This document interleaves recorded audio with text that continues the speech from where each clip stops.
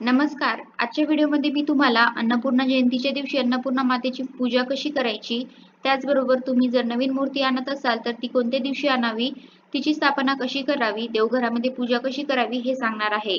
पण त्याआधी तुम्ही चॅनलवरती नवीन असाल तर चॅनलला लाईक करा आणि सबस्क्राईब देखील करा.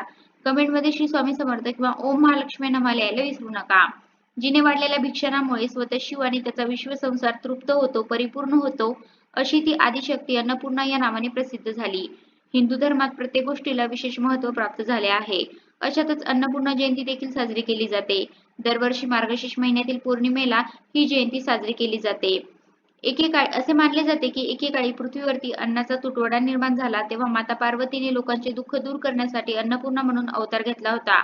यावेळी अन्नपूर्णा जयंती 14 डिसेंबर रोजी शनिवारी येत आहे. या दिवशी माता अन्नपूर्णेची मनोभावे पूजा केल्याने घरामध्ये कधी अन्न, पाणी आणि पैशाची कमतरता भासत नाही. लोकांना अन्नाचे महत्त्व समजावे हाच अन्नपूर्णा जयंतीचा उद्देश आहे. आपल्याला अन्नातून जीवन मिळते म्हणून आपण कधी अन्नाचा अनादर करू नये किंवा त्याचा नाश करू नये. अन्नपूर्णा जयंतीच्या दिवशी स्वयंपाकघर स्वच्छ करून गॅस, स्टोव्ह आणि अन्न यांची पूजा केली जाते. अन्नपूर्णा जयंतीच्या दिवशी पहाटे सूर्योदयाच्या वेळी उठून अंघोळ करून पूजास्थळ व स्वयंपाकघर पूर्णपणे स्वच्छ करायचे आहे.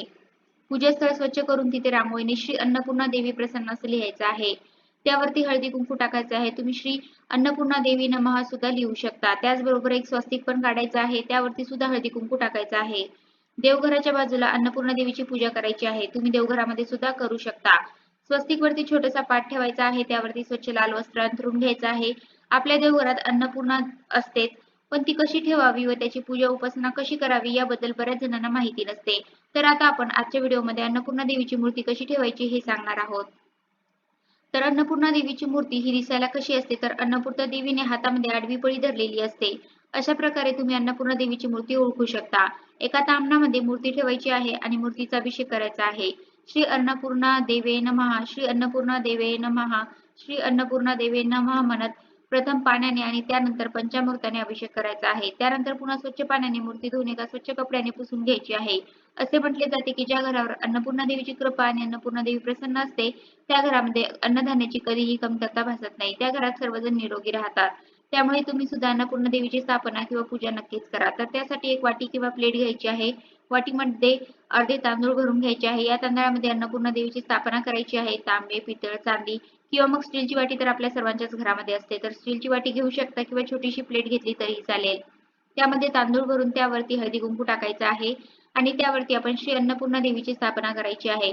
आपल्या रोजच्या पूजेमध्ये सुद्धा आपण अशाच प्रकारे पूजा करायची आहे. तर फक्त जयंती दिवशीच नव्हे तर अशा प्रकारे आपण रोजच पूजा करायची आहे. त्यानंतर बाजूला थोड्या अक्षता ठेवून त्यावरती हळदी कुंकू टाकून श्री गणेशाची स्थापना करायची आहे आणि त्यानंतर अग्निदेवतेच्या साक्षीने पूजेला सुरुवात करायची आहे. त्यासाठी थोड्या अक्षता टाकून त्यावरती पुन्हा हळद कुंकू टाकून त्यावरती एक दिवा ठेवायचा आहे. तुम्ही तुपाचा सुद्धा दिवा घेऊ शकता. तो दिवा प्रज्वलित करायचा आहे आणि त्या दिवशी सर्वात प्रथम पूजा करायची आहे. त्या दिव्याची सर्वात प्रथम पूजा करायची आहे. पौराणिक मान्यतेनुसार एकदा पृथ्वीवर अन्नाची कमतरता होती आणि लोक उपाशी राहू लागले. हताश होऊन लोकांनी ब्रह्मा विष्णूंची प्रार्थना केली. यानंतर ब्रह्मा आणि विष्णूने शिवाला योग निद्रेतून जागे केले आणि संपूर्ण समस्येची जाणीव करून दिली. समस्येचे निराकरण करण्यासाठी शिवाने स्वतः पृथ्वीचे निरीक्षण केले. त्यानंतर माता पार्वती अन्नपूर्णेचे रूप घेऊन पृथ्वीवर अवतरली आणि संपूर्ण लोकांचा उद्धार केला. हा दिवस मार्गशीर्ष पौर्णिमेचा दिवस होता. त्यामुळे या दिवसाला अन्नपूर्णा जयंती म्हणले जाते. दिवाची पूजा झाल्यानंतर गणपती बाप्पाची सुद्धा हळदी कुंकू अक्षता फूल वाहून पूजा करायची आहे. अगरबत्ती ओवाळायची आहे. नमस्कार करायचा आहे आणि त्यानंतर श्री अन्नपूर्णा देवीची पूजा करायची आहे. तर देवीला सर्वात प्रथम हळदी कुंकू लावून घ्यायचं आहे. थोड्या अक्षता वाहायच्या आहेत. एक फूल ठेवायचं आहे. प्रत्येक घरातील मुलीच्या लग्नाच्या वेळी मुलीचे कन्यादान करताना माहेरची माणसे आपल्या मुलीला अन्नपूर्णा देवीची मूर्ती द्यायची आणि नववधू सासरच्या घरात प्रवेश करताना अन्नपूर्णा देवीची मूर्ती घेऊन प्रवेश करायची. बहुतांश घरामध्ये अन्नपूर्णा देवीची मूर्ती असते, पण जर तुमच्या घरामध्ये ही मूर्ती नसेल तर तुम्ही या पौर्णिमेलाच म्हणजे 14 तारखेला मार्गशीर्ष पौर्णिमा आहे त्या दिवशी तुम्ही मूर्ती आणून तिची स्थापना नक्कीच करू शकता. हा महिना आपल्याकडे खूप पवित्र मानला जातो. मार्गशीर्ष पौर्णिमा ही अन्नपूर्णा जयंती म्हणून साजरी केली जाते. त्यामुळे तुम्ही नक्कीच या दिवशी नवीन मूर्तीची स्थापना आपल्या देवघरामध्ये करू शकता. पूजा झाल्यावरती दूध साखरेचा नैवेद्य देवीला दाखवायचा आहे. नमस्कार करायचा आहे आणि त्यानंतर गॅसची सुद्धा पूजा करायची आहे. गॅस सुद्धा स्वच्छ धुवून घ्यायचा आहे. तुम्ही गॅस, शेगडी, स्टोव्ह ज्याची पूजा करणार असाल ते आधी स्वच्छ करून घ्यायचं आहे. त्यानंतर त्यावरती ओल्या गंधाने स्वस्तिक काढून घ्यायचं आहे आणि हळदी कुंकू अक्षता फूल वाहून गॅसची सुद्धा पूजा करायची आहे. अन्नपूर्णा देवी म्हणजे थोडक्यात माता पार्वतीचे रूप आहे. त्यामुळे तुम्ही देवघरामध्ये पूजा करताना तुमच्या देवघरामध्ये जर शिवलिंग असेल तर त्या शिवलिंगाच्या बाजूला सुद्धा तुम्ही अन्नपूर्णा देवीची मूर्ती ठेवू शकता. कारण ती माता पार्वतीचेच रूप आहे. गॅसची सुद्धा पूजा झाल्यानंतर अगरबत्ती ओवाळायची आहे. अग्निदेवतेला सुद्धा दूध साखरेचा नैवेद्य दाखवायचा आहे. त्यानंतर अग्निदेवतेलाही नमस्कार करून घ्यायचा आहे. तर देवघरामध्ये सुद्धा ठेवताना तुम्ही ही मूर्ती कधीही वस्त्रावरती ठेवायची नाहीये. तर एका छोट्या प्लेटमध्ये किंवा वाटीमध्ये तांदूळ घेऊन त्यामध्येच मूर्तीची स्थापना करायची आहे आणि दररोज फक्त हळदी कुंकू लावून, फुले वाहून, अगरबत्ती ओवाळून रोजची पूजा करू शकता. त्यात गहू किंवा तांदूळ धान्य घेऊ शकता. ते धान्य तुम्ही आठवड्याला बदलायचं आहे. त्यामधील थोडं धान्य आपल्या धान्यामध्ये मिक्स करायचं आहे. उरलेलं धान्य पक्ष्यांना खाऊ घालू शकता किंवा सगळंच मिक्स केलं तरीही चालेल. त्यानंतर कापूर लावून अन्नपूर्णा देवीची आरती करायची आहे.